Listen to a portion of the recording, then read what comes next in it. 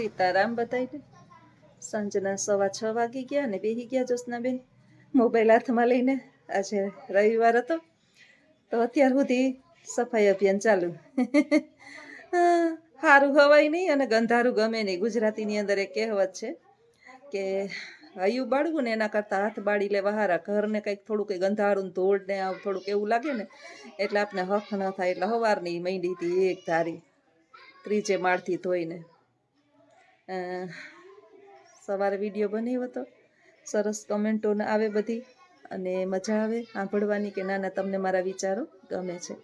ખાલી વિચાર કરવાથી કંઈ થતું નથી. વિચાર તો આપણે એવોય કરી શકીએ કે હું જગતનો સૌથી અમીર વ્યક્તિ હોય, પરંતુ એને અમીર બનવા માટે થઈને સપના જે છે એ સાકાર કરવા માટે થઈને પ્રયત્ન કરવા પડે. એમ વિચારો કરવાથી માત્ર કંઈ ન થાય, વિચારોને અમલમાં પણ મૂકવા પડે. હાલ આપણે જોઈએ છીએ કે માણસ જે છે એ ગ્રહો જોડાવા જાય, નક્ષત્રો મને આ નડે, આ ગ્રહ નડે, આ ગ્રહ નડે, આ ગ્રહ નડે. એના માટે એક સરસ મજાનો આજનો રિયાલિટી વિડીયો, જેને આપણે કહીએ કે હકીકત છે શું? આપણે આપણા અસ્તિત્વને સમજ્યા નથી ને એટલે બધું આપણને નડે છે. બાકી કોઈ નડે છે ને એવો વિચાર આપણને આવે નહીં. હવે કોઈ કહે છે કે મને ગ્રહો નક્ષત્રો નડે છે, તો ગ્રહ નડે ક્યારે? તો કે તમારો સૂર્ય અને ચંદ્ર નબળો હોય ત્યારે. તો આ સૂર્ય અને ચંદ્ર છે કોણ? સૂર્ય પિતા છે અને ચંદ્રમાં માં છે. કઠોર છે સૂર્ય, એના તપ નીચે આપણે બહુ ન રહી શકીએ. અને માં જે છે એ સૌમ્ય સરળ સ્વભાવની છે, રુજુ સ્વભાવની છે, કોમળ સ્વભાવની છે. આ બેને જગતની અંદર ખુશ કરી લીધા એટલે દુનિયાના કોઈ ગ્રહો આપણને નડે નહીં. અત્યારે એવું છે કે 4 ધામની યાત્રા કરવી છે, દાન પુણ્ય કરવા છે, મોટા મોટા ડોનેશનો આપવા છે, બીજી જગ્યાએ વિડીયો ઉતારીને દેખાવ કરવા છે, ગાયોને લીલું નાખવું છે, પછી હોમ હવન, આ હવન કરવું ને ઓલા દેવ નડે ને આ દેવ નડે ને. આપણી જે ઉત્પત્તિ જે છે એ ક્યાંથી થઈ? તો કે માતા પિતાથી. તો માતા છે એ ચંદ્રમાં છે અને પિતા છે એ સૂર્ય છે. આપણી ઉત્પત્તિ જેમાં છે. તો દુનિયાના એકેય ગ્રહ પછી સૂર્ય આપણો બુધ બળવાન હોય તો આપણે સરળ સ્વભાવના અને શાંતિવાળા બનીએ. આપણો ચંદ્રમાં બળવાન હોય તો આપણે સૌમ્ય બનીએ, સરસ મજાના. આપણો સૂર્ય બળવાન હોય તો આપણે તેજસ્વી બનીએ. આ બધા જે છે એ બળવાન બને તો કે માતા પિતા ખુશ હોય ત્યારે. એક સરસ મજાનું તમે બધાય જાણો છો એમ, શિવ શક્તિએ જ્યારે કાર્તિકેય મહાન કે ગણેશ મહાન, આ બેયની હરોળ ચાલતી હતી કે બંને ભાઈઓમાં બહુ મહાન કોણ છે? તો બંને વચ્ચે એક શરત રાખી કે બ્રહ્માંડની 3 પરિક્રમા કરી અને સૌથી પહેલા આવશે ભગવાન શિવે પરીક્ષા કરવા બંને પોતાના જ સંતાનોની. એક પ્રશ્ન એના વચ્ચે મૂક્યો કે જે બ્રહ્માંડની 3 પરિક્રમા કરી અને સૌથી પહેલા અમારી પાસે પહોંચશે એ સૌથી મહાન. એટલે કાર્તિકેય જે છે એ કાંઈ પણ વિચાર કર્યા વિના, કાર્તિકેયનું વાહન તો મોર હતું, ઉડી શકે. હવે જ્યારે ગણેશ ગજાનન તો દુંદાળા ફાંદાળા, મોટી ફાંદવાળા, અને ઉંદર એનું વાહન ધીમી ગતિએ ચાલનારું, પોતે પણ બુદ્ધિ કોઈના બાપની નથી. ગણેશજીએ કાંઈ વિચાર્યું નહીં. કાર્તિકેય તો બ્રહ્માંડની 3 પરિક્રમા ફરવા માટે નીકળી પડ્યા છે. ત્યારે શિવ અને શક્તિને આસન ઉપર બિરાજમાન કરી બંનેની પૂજા કરી અને ગણેશજીએ પોતાના માતા પિતાને 3 પરિક્રમા પૂર્ણ કરી અને એના પગ ચરણ રજ જે છે એ પોતાના મસ્તક પર લગાવી લીધી અને એના ચરણોમાં પોતાનું સ્થાન મેળવ્યું. અને પછી પોતે સામે બેસી ગયા અને ત્યાં કાર્તિકેય આવી ગયા કે હું બ્રહ્માંડની 3 પરિક્રમા પૂર્ણ કરી અને પહેલાં આવી પહોંચ્યો છું, હજી ગણેશજી તો ગયા નથી એટલે હું મહાન. ત્યારે શિવજીએ સરસ મજાનો પ્રશ્નનો જવાબ આપ્યો હતો કે નહીં, આગેવાન ગણપતિ છે. જેણે મા બાપની પૂજા કરી એને જગતની કોઈ પૂજા કરવાની જરૂર નથી. મા બાપથી વિશેષ આ દુનિયાની અંદર કાંઈ છે નહીં. તો હવે પ્રશ્ન થાય કે એણે તો એ રીતે પૂજા કરી, આપણે આ યુગની અંદર કઈ રીતે પૂજા કરવી? ભગવાન શ્રી રામ ભગવાન ક્યારે બન્યા? તો કે ઉઠી અને શ્રી રઘુરાય પોતાના માતા પિતા અને ગુરુને પ્રણામ કરતા. આ પૃથ્વીની અંદર 3 વસ્તુ જ એવી છે કે જે તમારા માટે જે છે ને એ યોગ્ય છે. પૃથ્વી ઉપર 3 વસ્તુ એવી છે કે તમારા માટે બરાબર છે. તો એ ફાયદાકારક છે. એક માતા પિતાની સેવા અને એક ગુરુનું વચન અને એની સેવા.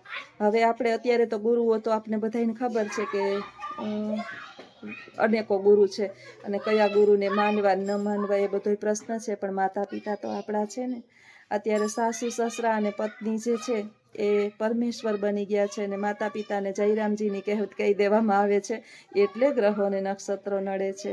મરી ગયા પછી, માતા પિતા મરી ગયા પછી એની પાછળ અનેકો રૂપિયાનું દાન કરો, અનેક વિધિઓ કરો, અનેક બ્રાહ્મણો જમાડો, દાન પુણ્ય ગમે એટલું કરો, પછી બધુંય નકામું છે.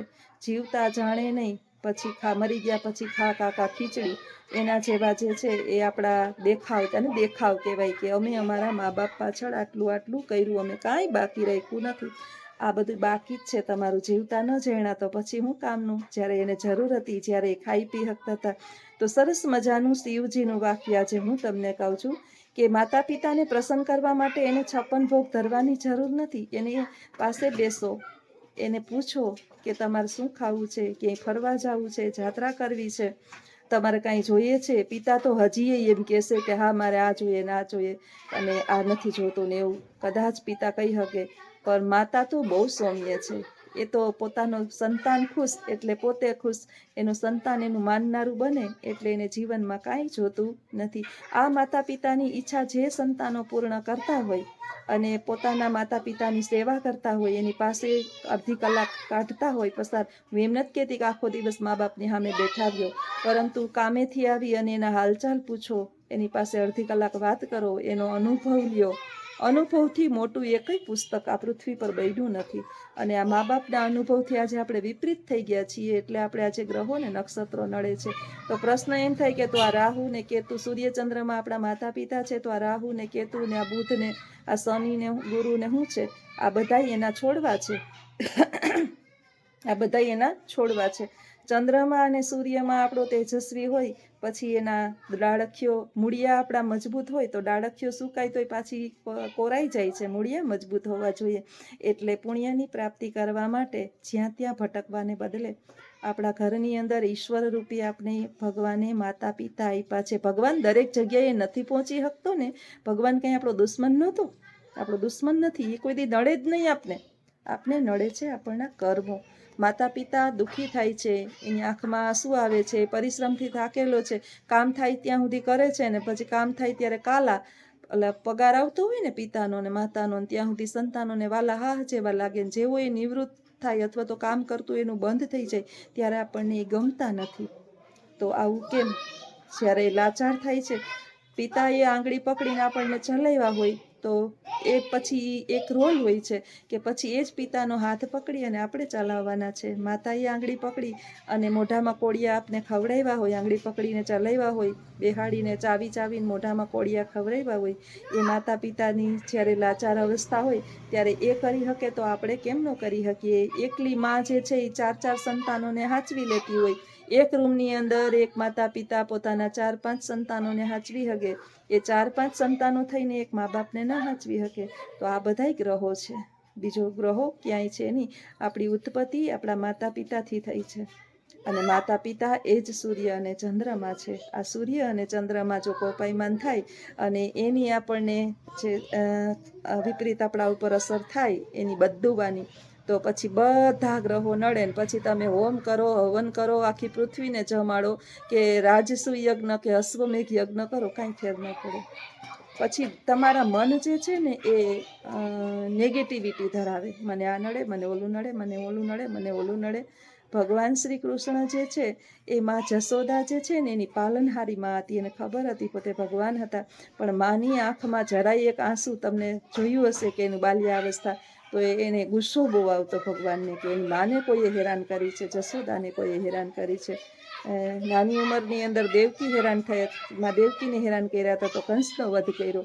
આવા ભગવાન ક્યારે ભગવાન બન્યા? તો કે એને માતા પિતાની સતત પૂજા કરી. પિતાના એક વચન માત્રથી ભગવાને 14 વર્ષ વનમાં પસાર કર્યા. અત્યારે દીકરો કરશે? અત્યારનો દીકરો વહુ ચાહે વનમાં? દીકરો ઠીક, વહુ ચાહે ભેગી વનમાં? આવું છે ભાઈ.